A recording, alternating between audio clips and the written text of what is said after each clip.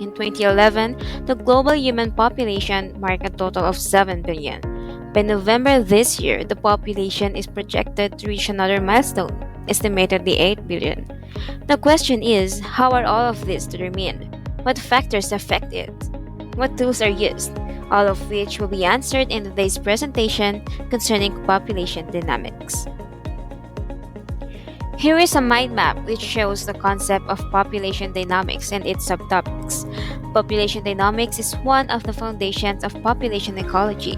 It studies population growth that is influenced by various environmental factors and processes over periods of time.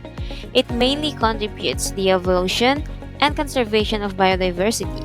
It also provides knowledge on the importance of natural resources and biological interactions.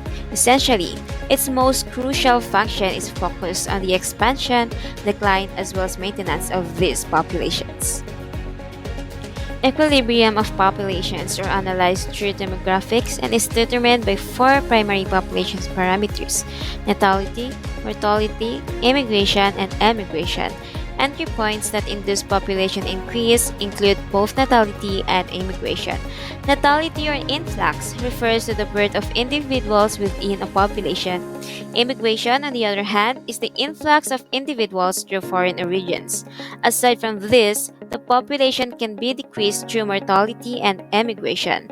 Mortality or efflux is the death or natural reduction of organisms. Emigration is then defined as the efflux of populations into foreign destinations. Such dispersal mechanisms occur as the natural habitats of some organisms are environmentally unsuitable and not ideal for growth. Before we dive into computations on population growth, let us first go over the population types and growth patterns.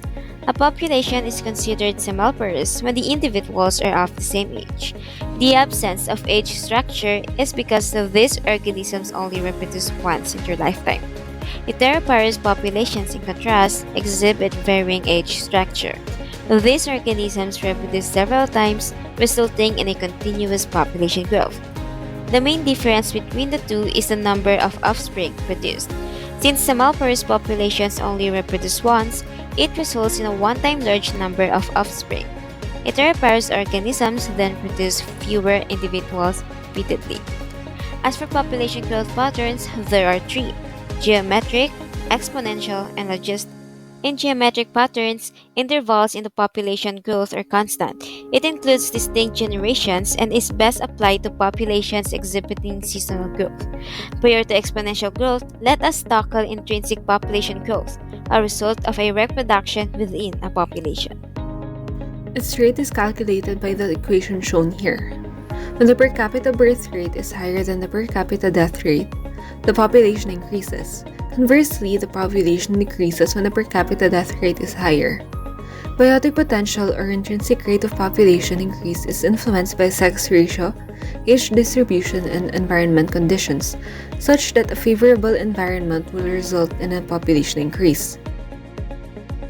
In an exponential growth pattern, the environment is ideal, hence the increase in population results in a J-shaped curve. The population grows continuously at a fixed rate and a relaxation oscillation pattern is observed. Whilst the sigmoidal or logistic growth pattern is represented by the Verhulst-Pearl equation as shown here. The carrying capacity refers to the maximum number of species that can be sustained by the environment. In a logistic pattern, the population stops growing before the carrying capacity, resulting in an S-shaped curve. From these patterns, let us now move on to the stages of population growth. In the lag phase, the population starts off small and is equipped with abundant resources. It is then followed by the log phase, where rapid growth occurs, utilizing the resources needed. Next would be the stationary phase, where the carrying capacity is reached and no population growth is exhibited. Recall the definition of carrying capacity. By reaching this, competition for resources occurs, which later on results in death. Death or decline phase is the last stage of growth where the carrying capacity has been exceeded.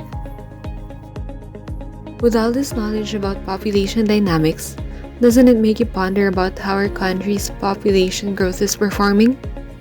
It should be noted that a country's population growth is associated with economic development.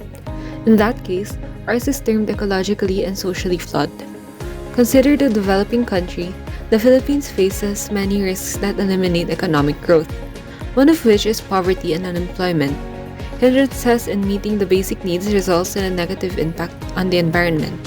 People become heavily dependent on natural resources, and with a high population growth recorded, this results in exploitation and environmental degradation.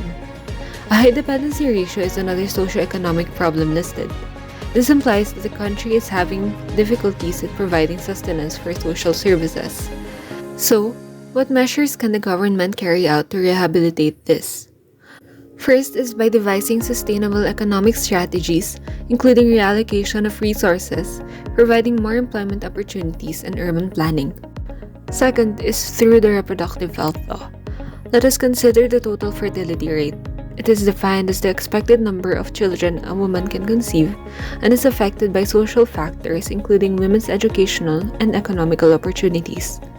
If the TFR is high, this will imply high population growth, which is one of the challenges discussed earlier.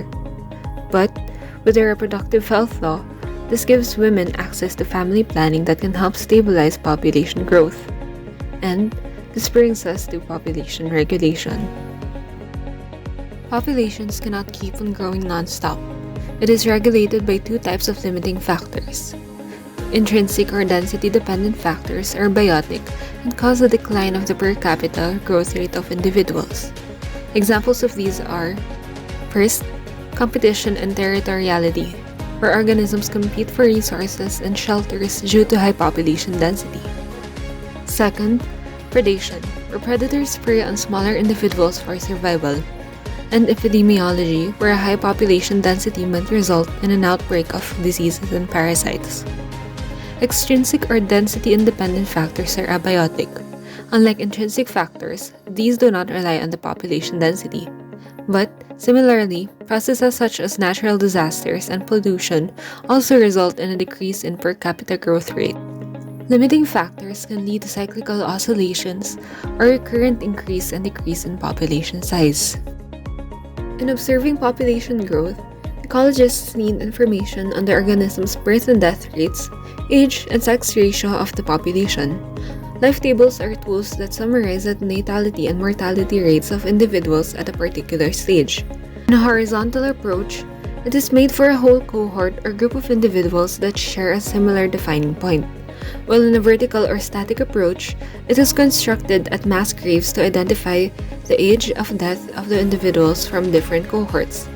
Next are survivorship curves, which are specific graphs that show how a species population survives from one age group to the next. Species with type 1 curve have parental care and high survival rates during juvenile stages, then high mortality rates at adult stage, while those with type 2 curve have constant mortality across life stages. For species with type 3 curve, no parental care was given to juvenile stages, and instead, survivorship is compensated by the increased number of offspring. As for type 4 curve, it is similar to type 2, but fluctuation is more prominent. Another tool used would be the age-sex pyramid, which shows how the individuals are distributed according to age and sex. Furthermore, ecologists conduct census, which is a survey that observes the members of the population and is represented by this formula. Surely, there are a lot to be considered when it comes to population dynamics. As it encompasses the lives of all organisms, there are numerous concepts that are used to define it. From growth patterns to plotting survivorship curves, understanding population dynamics shows its importance in displaying the trends of different species' way of life. In knowing this, we also get a grasp of how to maintain the balance in the ecosystem and how to preserve it. Thank you so much for watching. We hope that you learned a thing or two with our discussion, and we'd like to hear more from you down in the comment section below. Thank you!